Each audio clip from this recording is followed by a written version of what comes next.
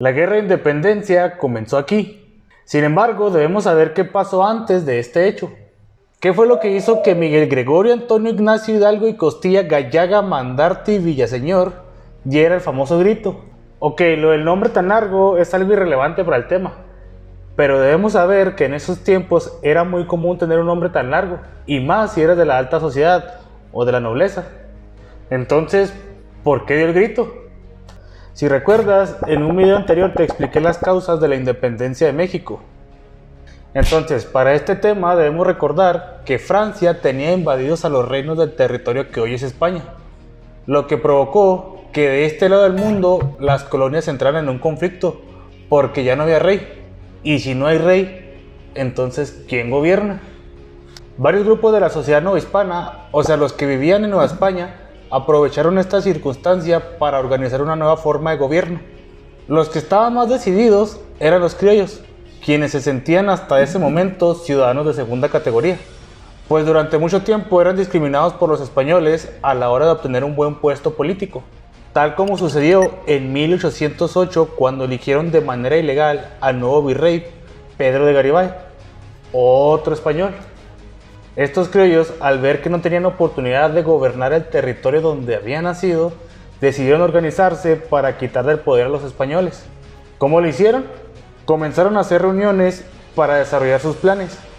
Todas estas conspiraciones en contra de la corona española fueron descubiertas, entre ellas la de Valladolid en 1808 y la de Querétaro en 1810.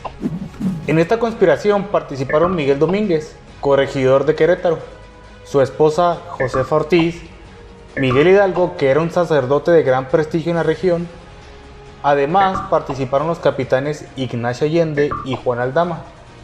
También se contaba con la presencia de otras personas importantes. Entre ellas hubo una persona que decidió denunciar la conspiración pactada para el 1 de octubre. Fue entonces cuando el comandante decidió mandar la orden para apresar a todos los integrantes de la conspiración. Pero el 15 de septiembre, Josefa fue la salvación.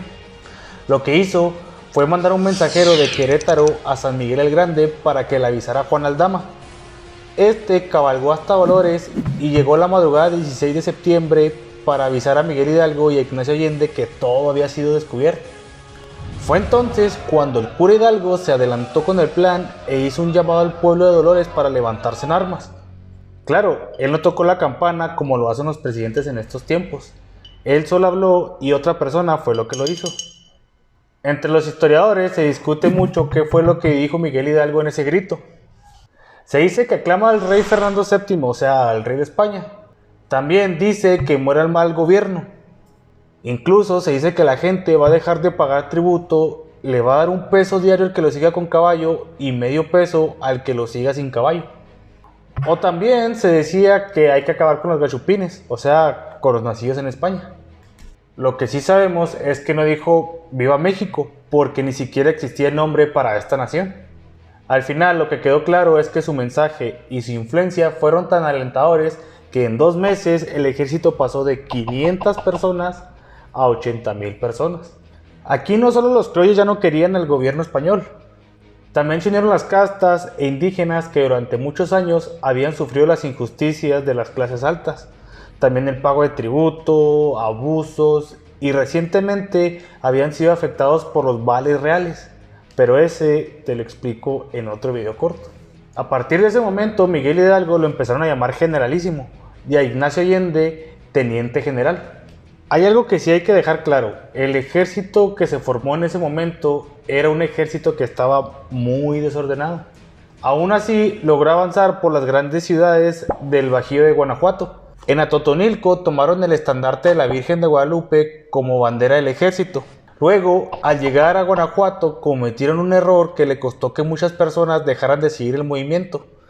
Atacaron la Alhóndiga de Granaditas, asesinando así a muchas personas, entre ellos inocentes. También es aquí donde aparece un personaje muy misterioso, el Pípila, al cual se dice que cargó con una piedra en su espalda para incendiar la entrada de este edificio.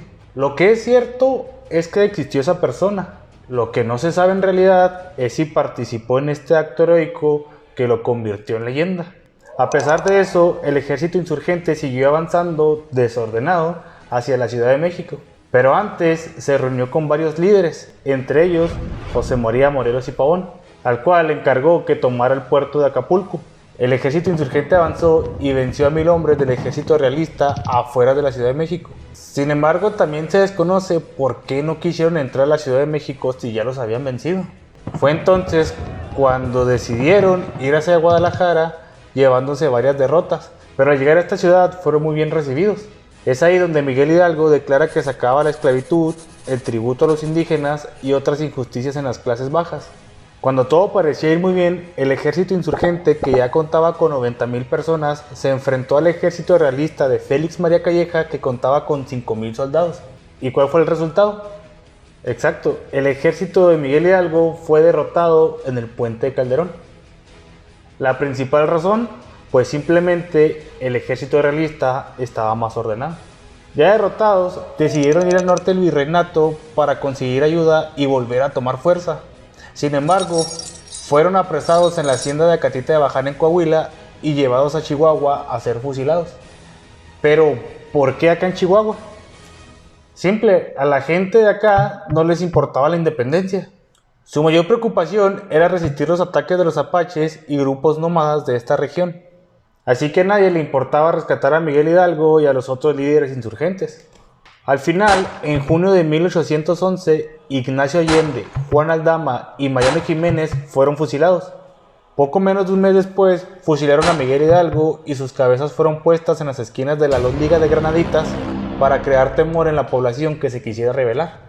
A pesar de esto, en el centro y sur del virreinato, el sentimiento de la independencia seguía y ahora estaba liderado por Ignacio López Rayón, quien recibía dinero del grupo secreto de los Guadalupes, del cual destacaban Leona Vicario y también su esposo Andrés Quintana Roo. Mientras, en 1812, en España se anunciaba la Constitución de Cádiz. Bueno, ¿y eso qué tiene que ver? Pues esta nueva ley suprema dividió el poder político en 3 partes: ejecutivo, legislativo y judicial. Ya no era el rey el que tenía todo el poder. Además, también quitó el cobro de tributos y permitió la libre imprenta. Esto hizo también que las personas dejaran de ser súbditos del rey y pasaran a ser ciudadanos. También que ya no existieran los virreyes, sino un jefe político. Sin embargo, este puesto lo seguía teniendo alguien nacido en España, lo cual no le gustó a la población del virreinato. Mientras en el sur, para ser exactos, en lo que hoy son los estados de Guerrero y Morelos, personajes como Vicente Guerrero, Guadalupe Victoria, Nicolás Bravo, Mariano Matamoros y otros más seguían fielmente a su líder, Morelos. Sí, es el billete de 50. Juntos lograron vencer al ejército realista en varias ocasiones. Tal fue el éxito que les permitió formar un congreso en 1813, lo cual fue muy importante porque cuando Morelos leyó su famoso documento Sentimientos de la Nación, declaraba que América era libre, que la soberanía provenía del pueblo y que también en Nueva España habría una división de poderes, quedando en el ejecutivo José Morelos. A partir de ahí se elaboró la primera constitución en 1814, lo cual era muy importante porque le daba derechos a ciertas personas que vivían en Nueva España, derechos que no tenían hasta ese momento. Sin embargo, la lucha seguía. Los realistas seguían tratando de derrotar al ejército insurgente y lo lograron. No solo eso, también quitaron el Congreso de Chilpancingo, apresaron a Morelos y lo fusilaron en Ecatepec en 1815. A partir de este momento ya no se le veía futuro al movimiento de independencia. Sin embargo, irónicamente, en 1817, el español Francisco Javier Mina batalló en contra de los realistas, logrando varios triunfos hasta que al final fue derrotado y otra vez el ejército realista tenía el control. La única esperanza que quedaba en una colonia ya devastada por 10 años de guerra era Vicente Guerrero, que lo único que hacía era trincherarse en la sierra de lo que hoy conocemos como el estado de Guerrero, y que obviamente hoy lleva ese nombre gracias a ese personaje. Fue aquí donde apareció otro de los padres de la patria, Agustín de Iturbide, a quien le dieron el mando del ejército realista y después de ataques fallidos contra Guerrero decidió hacer una tregua, pues a él también le interesaba la independencia. Mediante el Plan de Iguala de 1821 lograron hacer una alianza y poco después sucedió el famoso Abrazo de Acatempan.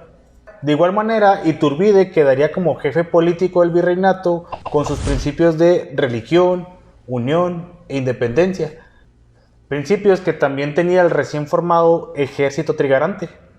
España trató de mandar a su jefe político Juan O'Donoghue, pero pues ya era inútil, ya todo estaba decidido. Entonces, convencido de que ya nada podía hacer, se entrevistó con Iturbide y firmaron los tratados de Córdoba, en los que se reconocía la independencia.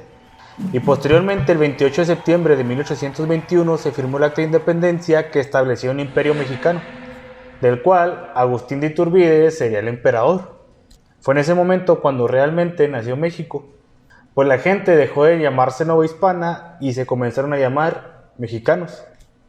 Ahora ya sabes lo que sucedió en este periodo histórico de nuestra nación, pero recuerda siempre buscar información en otras fuentes para que llegues a una mejor conclusión, ya que yo te enseñé solo un resumen de todo lo que sucedió en este periodo de nuestra historia.